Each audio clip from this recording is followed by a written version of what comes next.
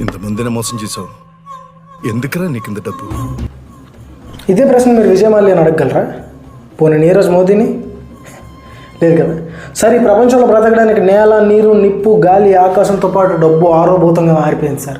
నిజం చెప్పాలంటే ఈ పంచభూతాలను శాసించే శక్తిలో కూర్చుంది సార్.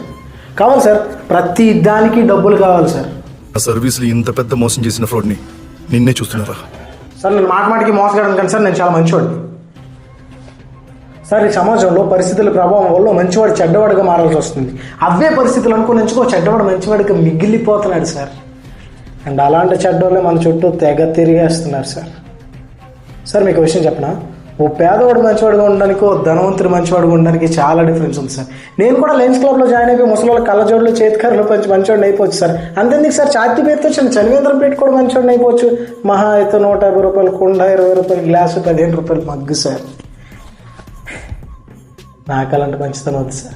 నేను ధనవంతుడిగా ఉంటేనే మంచివాడిగా కూడా ఉంటాను. తప్ప సార్?